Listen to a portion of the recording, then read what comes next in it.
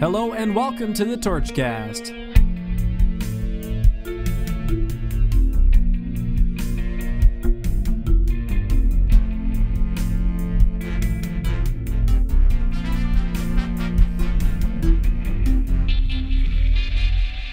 Hello, I'm Devin Anderson, and welcome to the Torchcast for October 14th, 2015. It is Wednesday, and it is Torch Day. We don't have a guest this week, but instead we have our very first Torch correspondent. I'm going to kick it over to Marshall Scheldt, our sports editor, to tell you 3 things that are happening in Ferris athletics. Hi, my name is Marshall Scheldt, and I'm the sports editor for the Ferris State Torch. I'm going to talk to you a little bit about some cool things that are going on with Ferris State athletics. Women's soccer has been on a tear lately. They've set 4 records already this year and are on the verge of setting their 5th school record. The ladies have set the single season record for shutouts with 8. They set the record for win streaks with 7, which was broken when they tied Findlay a couple weeks ago. And they set the record for an unbeaten streak, which is currently still going at 12. And they have the best record through 14 games in school history. The team is currently tied for the most wins in school history with 11. And the ladies will play at home this Friday and Sunday against Northern Michigan at 4 p.m. and against Michigan Tech at noon. All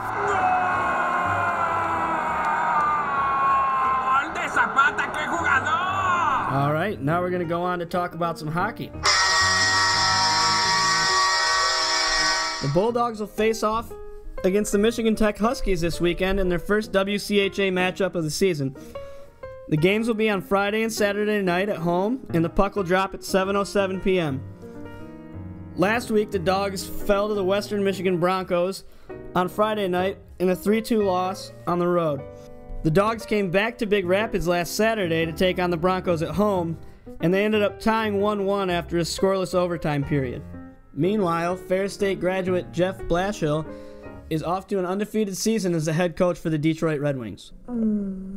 Wonderful. Okay, I'm going to jump back in here for a second, Marshall. Tell me about football and tell me about the quarterback, Jason Vanderlaan.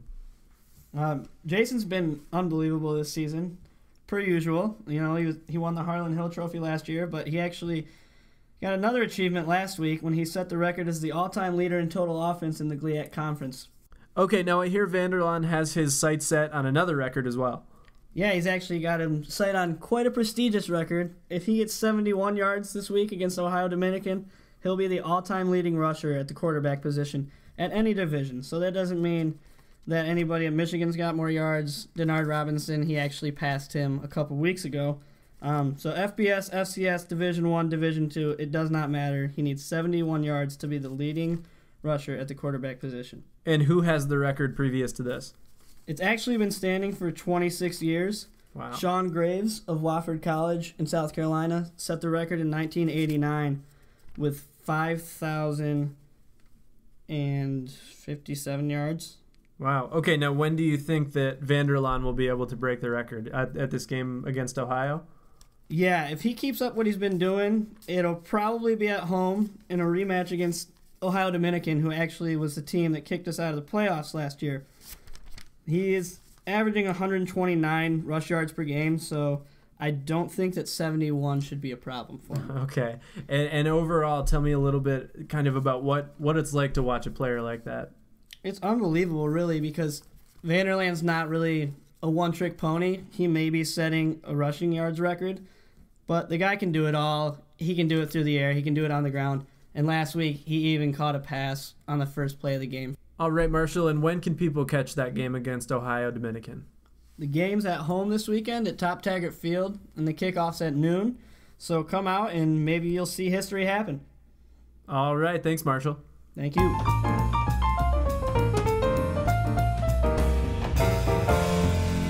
Let's get political for a moment. The time has finally come. The first Democratic presidential debate was held last night on CNN, and we have clips. Here's the first from Bernie Sanders explaining why he's a democratic socialist. And what democratic socialism is about is saying that it is immoral and wrong that the top 0.1% in this country own almost 90%, own almost as much wealth as the bottom 90%. That it is wrong today in a rigged economy that 57% of all new income is going to the top 1%. And here is Hillary Clinton speaking about capitalism. When I think about capitalism, I think about all the small businesses that were started because we have the opportunity and the freedom in our country for people to do that and to make a good living for themselves and their families. And I don't think we should confuse what we have to do every so often in America, which is save capitalism from itself. And I think what Senator Sanders is saying certainly makes sense in the terms of the inequality that we have.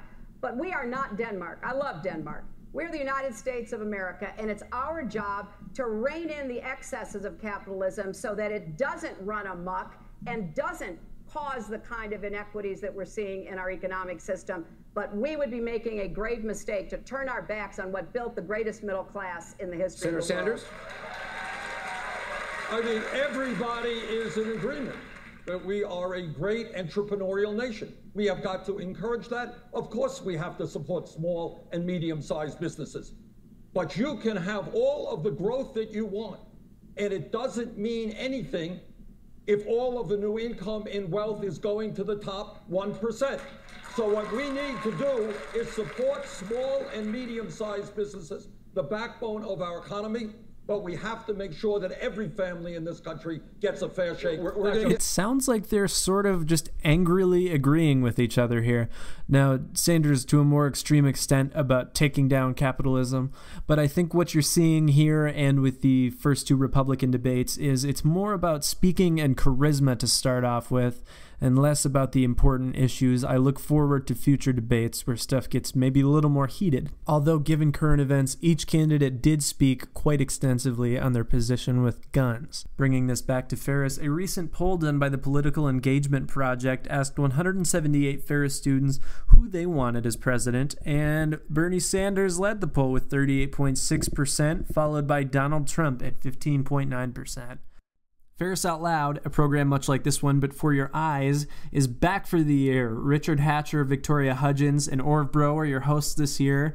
They're talking about all things Ferris, and full episodes of Ferris Out Loud air weekly on local cable and can be streamed at Vimeo.com. There's still time to purchase tickets to the second annual Country Bash from any music industry management member.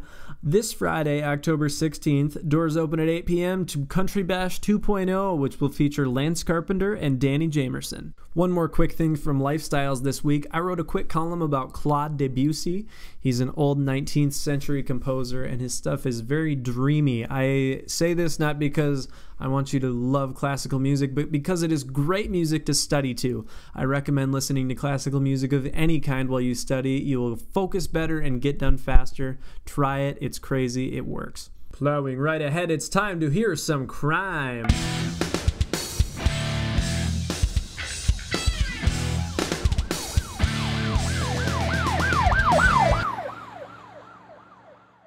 We also talk in the Torch this week about a sexual assault, but instead of going into the gruesome details of that, let me talk about cows going moo. Officers assisted the Sheriff's Department on October 6th at 1:30 in the morning with cattle in the roadway north of 8 Mile Road. Also this week, Dude, Where's My Car? Officers continue investigating a fraud complaint at West Campus Apartments.